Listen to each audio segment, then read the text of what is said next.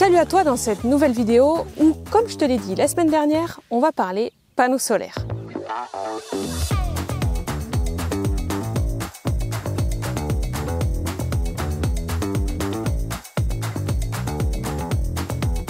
Et avant toute chose, sache que cette vidéo est sponsorisée par KF Concept, maintenant m'équipe en trépied et en sac photo. Oui, parce que pour cette vidéo, il va falloir sortir du lourd. J'ai pris tout mon matos, le drone, la GoPro, la caméra pour te faire des plans de ouf. Ça, j'y reviendrai à la fin de cette vidéo où je vais te montrer tout mon barza. Allez, c'est parti. Aujourd'hui, on va parler panneaux solaires et autonomie électrique en van. Alors sache que si tu es débutant dans l'aménagement de van et de fourgon, cette vidéo est faite pour toi, puisque je vais te montrer comment brancher deux panneaux solaires ensemble, mais aussi comment j'ai créé une galerie de toit 100% do it yourself et ensuite un système incliné pour les panneaux afin d'augmenter ton rendement, soit quand il fait moche comme aujourd'hui, soit pendant les jours d'hiver ou encore quand tu vas dans des pays nordiques. Et pour ça, tu n'auras pas besoin de grosses connaissances. Il te suffira de regarder cette vidéo et tu n'auras même pas besoin de souder. Allez, c'est parti, on va commencer par la galerie. Première chose que je vais faire, c'est de construire la galerie qui va venir accueillir le système de panneaux solaires inclinés. Il y aura deux panneaux, un à l'avant et un à l'arrière. La galerie sera composée de deux cornières en acier qui seront tenues par des supports de fixation fixés dans les trous d'origine de mon Renault Master. La première étape, c'est donc de créer ces petits supports de fixation. Pour ça, je mesure à peu de choses près 11 cm. Je vais ensuite utiliser des carrés en acier de 3 mm d'épaisseur pour que ce soit le plus robuste possible. Je découpe donc tous mes supports qui seront affixés sur le toit de Django.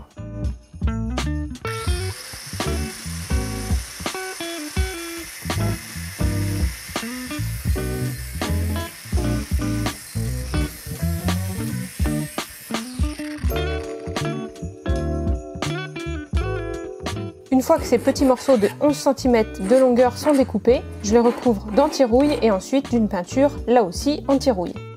Pour les fixer, il n'y a rien de plus simple, il suffit de prendre le marquage des deux trous d'origine par en dessous à l'aide d'un marqueur. Je réalise ensuite les trous à l'aide de gros forets pour ensuite venir insérer des boulons M6. Et je recrée tous ces trous pour les 14 support. Pour réaliser un trou, je tape un petit peu pour faire un marquage et que mon forêt ne rippe pas pendant le perçage.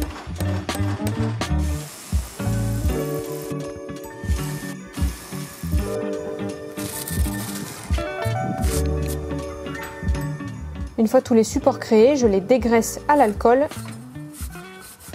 et je viens appliquer de l'anti-rouille. Et enfin, je termine par une couche de peinture. Ensuite, il suffit d'arrimer tous ces supports sur le toit dans les emplacements des trous d'origine. Pour ça, tu vas avoir besoin d'être deux.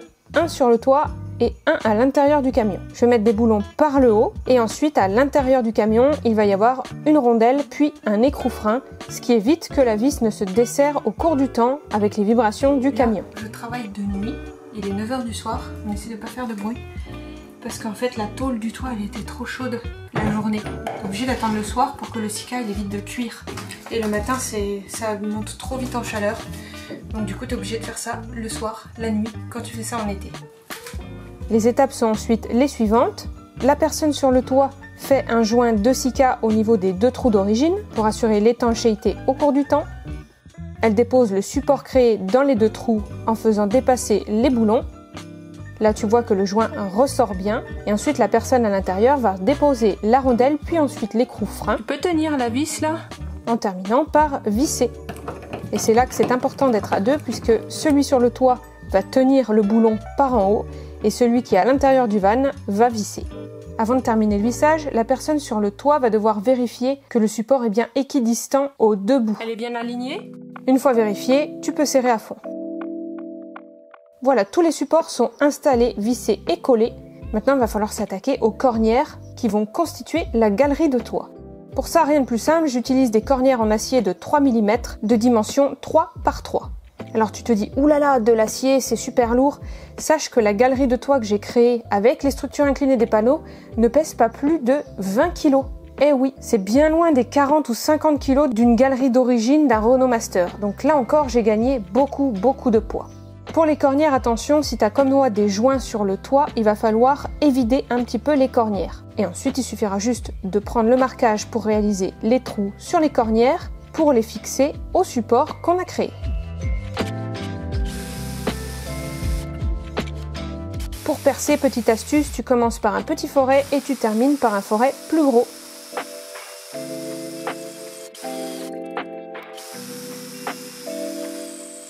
Une fois tous les trous effectués, je reponce un petit coup parce qu'il y avait un peu de rouille.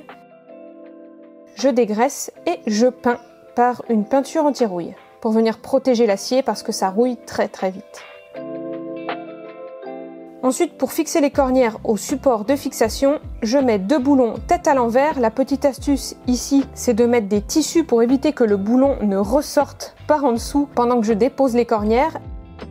Et une fois que les cornières sont posées, là encore, des écrous freins à chaque boulon.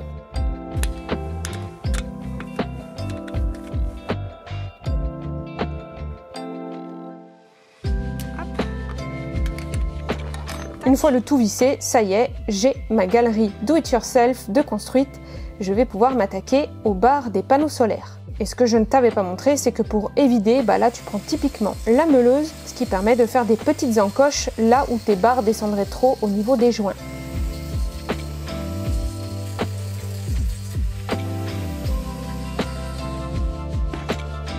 Maintenant, on s'attaque aux barres en U qui vont servir à incliner les panneaux solaires. Donc première chose, c'est que j'ai indiqué les marquages ou percés pour venir accrocher ces barres en U sur la galerie de toit. Il faut bien sûr vérifier l'écartement entre 2 barres qui correspond à la distance de ton panneau solaire. Là encore, tu perces. Tu ponces pour enlever les résidus de rouille. Tu dégraisses.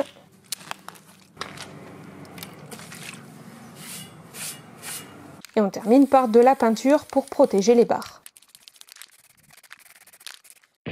Et enfin, attention, on s'attaque au système d'inclinaison des panneaux. Pour ça, j'utilise encore une fois l'outil que je déteste, la meuleuse angulaire. Là, je vais me servir de l'intérieur du disque pour venir former un arrondi à chacune des extrémités des grandes barres en U. Je crée aussi des plus petites barres en U qui vont venir s'imbriquer dans les plus grandes barres. Je vais t'expliquer juste après à quoi ça va servir. Le but, c'est de faire un super arrondi qui va permettre d'incliner le panneau même si les U sont emboîtés les uns dans les autres. Et la technique, c'est que j'ai créé des petites barres en U qui vont venir être attachées sous le panneau et des plus grandes barres qui, elles, resteront fixes au niveau de la galerie. Pour installer les plus petites barres en U sur le panneau, je vais percer 3 trous et je vais me resservir d'un des trous du panneau solaire qui était là à l'origine. Je veille à ne pas faire un trou trop proche de l'angle du panneau solaire. Et ensuite, je vais venir percer un trou une fois que les 2 U sont imbriqués l'un dans l'autre. La technique, c'est de venir enserrer les 2 barres en U et de les percer en même temps. Donc, la petite astuce, c'est d'utiliser de l'huile de coupe pour éviter que ton foret ne casse. On commence par un petit foret et on termine par un plus gros. Et là, tu vois, le trou est juste parfait. Ensuite, dernière chose à faire, c'est de bien vérifier que tu as fait un arrondi suffisant pour pouvoir atteindre des angles d'inclinaison jusqu'à 60 degrés. Ensuite, il va falloir percer dans le panneau pour venir accrocher les petites barres en U. Et là, attention de bien mettre une protection pour éviter que ton foret ne vienne taper dans le panneau. Sinon, c'est sûr qu'il va éclater. Ensuite, je dégraisse la zone à encoller. J'applique de l'activator juste pour être sûr que le cycap prenne bien sur l'alu. Et je viens visser les petites barres en U dans le panneau solaire aux 4 coins.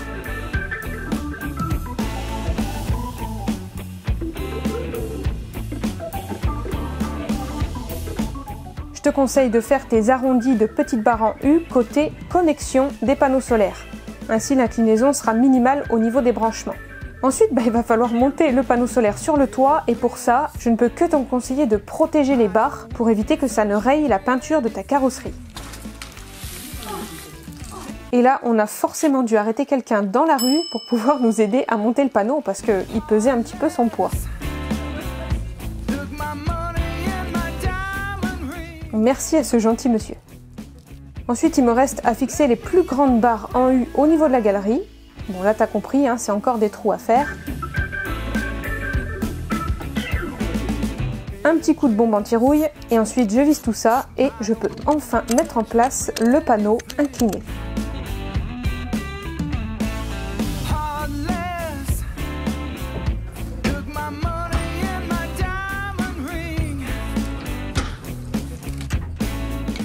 Et maintenant, laisse-moi te montrer le résultat final.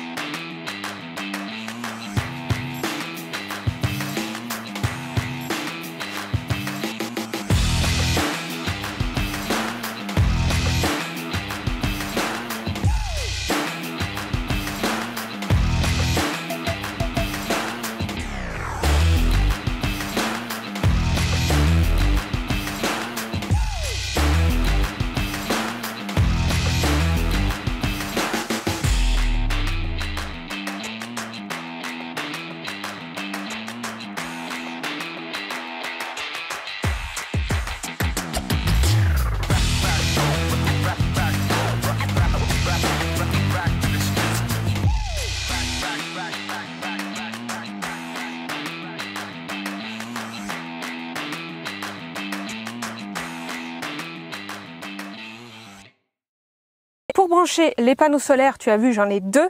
Donc c'est un branchement un peu spécifique que j'ai choisi de faire en série. Je te montre de suite le schéma de câblage que j'ai utilisé. Dans ce système, c'est donc la tension qui est augmentée. Par contre, l'ampérage, l'intensité ne change pas. J'ai choisi le montage en série pour plusieurs raisons. Déjà parce qu'un montage en série, c'est une simplicité d'installation. Tu n'as pas besoin de beaucoup de câbles. Et ensuite, les panneaux solaires sont bien plus efficaces en étant branchés en série qu'en parallèle. Donc je te conseille plutôt ce type de branchement quand tu es dans un van. Pour le branchement du MPPT ou régulateur de charge solaire, c'est super simple. Il suffit de suivre ce qui est indiqué sur les bornes. Tout ce qui est batterie part à la batterie, tout ce qui est PV part au panneau photovoltaïque. Donc là, il va falloir insérer le câble moins de tes panneaux, le câble plus de tes panneaux, et ensuite tu rediriges vers le câble moins de la batterie et vers le câble plus de la batterie. Ensuite, dessous, il te suffit juste de faire arriver chacun des câbles dans ces petits boîtiers et tu vois qu'avec un tournevis plat, si tu visses, ça va venir fermer le boîtier et donc serrer ton câble. Là, le boîtier est fermé. Si j'avais mis un câble dedans, ça serait venu le contraindre à l'intérieur. Pour brancher, donc c'est maximum du 16 mm, donc ça va dépendre de ton installation et de ton dimensionnement. Mais il suffit d'enficher soit le câble nu directement, puisque là ce n'est pas un pas de vis, c'est vraiment un petit boîtier qui vient contraindre ton câble, donc c'est pas grave que ce soit du multibrin, soit sinon tu peux passer par des embouts de câblage. C'est comme si tu n'avais plus qu'un câble et tu viens directement le mettre dedans. L'embout de câblage te permet d'être sûr que tous les brins sont bien pris dans la connectique. Pour ce faire, si tu travailles avec des embouts, prends bien la pince automatique que je te mets en description. C'est super important que le sertissage de cet embout se fasse de manière parfaite pour être sûr que ton embout ne s'enlève pas et que du coup ça crée ensuite des courts-circuits. Ensuite, moi je te conseille également de rajouter un coupe-circuit entre le MPPT et les panneaux solaires puisqu'il y a un ordre de branchement à respecter, mais à la lettre, si tu ne veux pas te tromper et si tu veux pas foutre ton installation en l'air. Donc si un jour tu as besoin d'intervenir sur ton circuit, ce coupe-circuit va te sauver la vie pour pouvoir respecter l'ordre de branchement et débranchement des panneaux solaires. Là, on a bien le câble solaire qui arrive, le positif, et qui vient dans le PV positif, et le PV négatif, ça vient de mes panneaux solaires. Ils sont tous avec des embouts de câblage, et ensuite, ça repart avec le rouge et le bleu à gauche, qui repartent tous les deux à la batterie. J'ai donc bien mis un coupe-circuit entre le MPPT et les panneaux solaires. Si jamais tu te sens pas serein ou sereine pour effectuer ces branchements électriques dans l'ordre, vraiment respecter l'ordre, c'est super important. Je te mets en description le lien de mon site internet où tu vas retrouver 2 documents qui vont t'aider au maximum. Il y a le schéma électrique de Django, comme ça tu sauras comment connecter tous les câbles ensemble avec les sections de câbles. Et ensuite, il y a une checklist pour t'aider pas à pas à brancher tout ça dans le bon ordre. Dernière étape, je vais te montrer comment j'incline les panneaux vraiment par une astuce très simple qui est à la portée de tout le monde. Pour ça, va falloir te munir d'une échelle parce que j'ai fait en sorte que l'inclinaison des panneaux donne au niveau de ma porte latérale. Tout simplement parce que j'ai raisonné sur le fait que si un jour il n'y a pas beaucoup de soleil, qu'il fait un temps moche ou que je suis dans des pays nordiques et qu'il fait nuit tôt, j'ai envie d'avoir les derniers rayons du soleil côté porte latérale où je vais pouvoir ouvrir. Donc c'est pour ça que les panneaux vont être inclinés vers la porte latérale.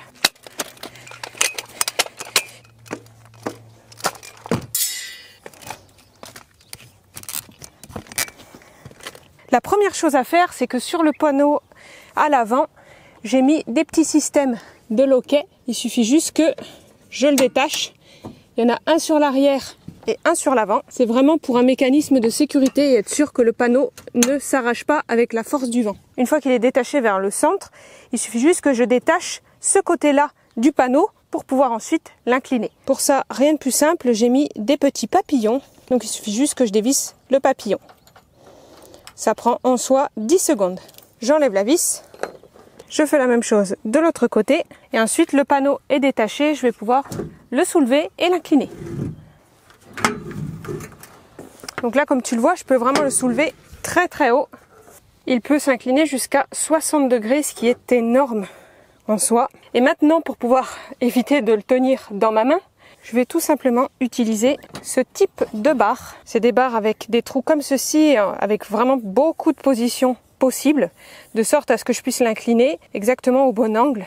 L'enchaînement, c'est de commencer à mettre les barres ici, en bas. Donc, je vais juste installer déjà la vis. J'insère le papillon à mi-course. Et ensuite, on va installer la barre en haut, juste ici.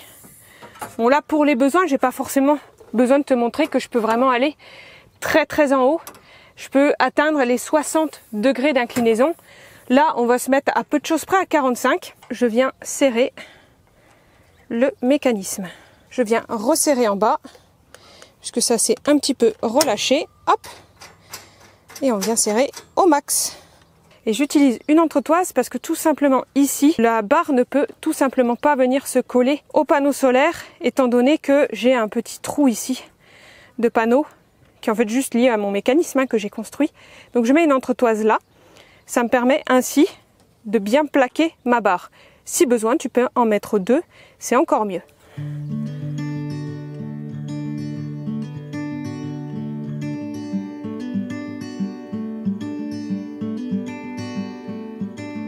I know a place where we can go and be alone. So come away. Bien sûr, j'ai fait en sorte, tu vois, que tous les câbles solaires, ils arrivent à cet endroit-là où l'inclinaison est la moins haute, entre guillemets, du panneau. Il faut surtout pas qu'ils soient situés ici, tes câbles, parce que du coup, ça va tirer encore plus de câbles solaires. Tu les fais vraiment là où tu ne les inclineras pas, tu vois, ça ne montera pas ici. Voilà, j'espère que tu as pu voir comment incliner des panneaux solaires. Je suis super contente parce que j'ai enfin un système que j'ai pu monter moi-même sans soudure et qui fonctionne du feu de Dieu. C'est-à-dire que je peux obtenir des rendements des fois 2 fois plus supérieurs que ce que j'aurais si mon panneau était plat. Parce qu'il faut savoir qu'un panneau, c'est comme sur les maisons, ils ne sont pas censés être à plat pour être les meilleurs, enfin avoir un meilleur rendement. Donc ça, je suis super contente de cette petite innovation par rapport à la vidéo que je t'avais sortie ici ou ici. C'était mon premier panneau solaire, mais on avait soudé avec mon oncle. Là, je l'ai fait totalement seule. Pour le coup, il te suffit juste de savoir un peu meuler et couper avec la disqueuse, mais en soi, rien de bien méchant. Je l'ai fait moi-même alors que j'ai peur de cet outil. Et ensuite, c'est que des vis. C'est perceuse, visseuse, des systèmes très simples de papillons et c'est tout. Et ainsi, tu peux les incliner, comme tu l'as vu, à n'importe quel degré, tant que les petits patins tout au fond, tu les fasses bien arrondis pour qu'ils puissent bien ouvrir en entier le panneau. Donc franchement, je suis plus que satisfaite de ce petit système incliné de panneaux. Voilà, c'est la fin de cette vidéo sur les panneaux solaires. J'espère qu'elle t'a plu, que tu as réussi à avoir pas mal d'idées pour ton propre panneau et pouvoir l'incliner comme tu en as envie et comme tu en as besoin. Pour les curieux, je vais te montrer comment, pour cette vidéo, j'ai réussi à filmer tous ces plans parce que très franchement, c'est la première vidéo où j'ai besoin de tout sortir niveau attirail et je remercie KF Concept qui est un nouveau partenaire qui s'associe à moi et qui va me fournir tout ce qui est trépied et appareil photo et Dieu sait qu'ils sont trop bien. J'étais pas très sûre au départ, mais je te montre ça parce que ça en vaut vraiment le coup.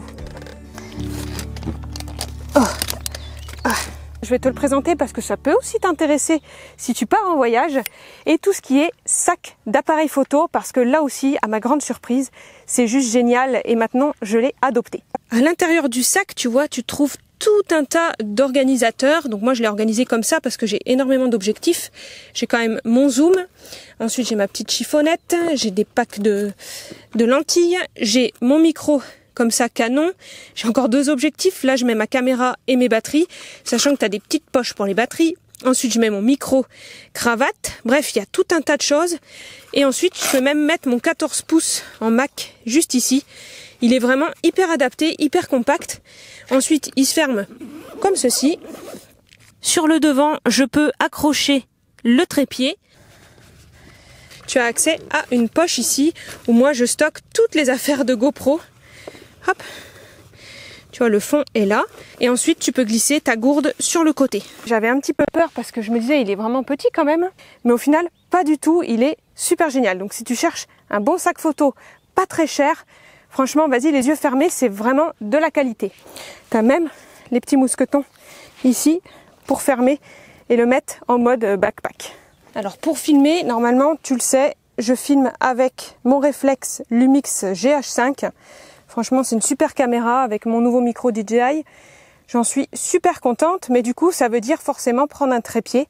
Et franchement, je te mettrai le lien si jamais il t'intéresse, mais j'ai trouvé un trépied vraiment super petit, super compact, super léger, mais qui peut se monter vraiment à des hauteurs très très grandes. Ça, c'est super cool. Ce que j'adore aussi, c'est la rotule ball ici. C'est-à-dire que tu y accèdes en 2 temps 3 mouvements en switchant ici cette manette et tu peux vraiment le bouger dans tous les sens. Tu peux même l'incliner à 90 degrés si tu veux faire du format vertical ou pas.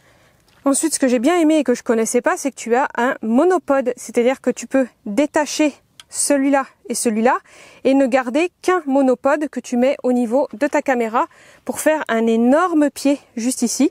Donc si tu cherches un super bon trépied photo et vidéo pour tes voyages, parce que clairement moi il va me suivre pour l'instant sur mes tournages et ensuite sur pas mal de photos et vidéos voyage, bah franchement vas-y les yeux fermés, il est vraiment pas cher pour la qualité que c'est. Voilà, ça c'était une petite parenthèse pour te montrer tout le matos que j'emmène. J'ai aussi le drone et je te montre de suite de nouveau des petits plans des panneaux solaires. À très vite pour la prochaine vidéo sur l'électricité. Ciao!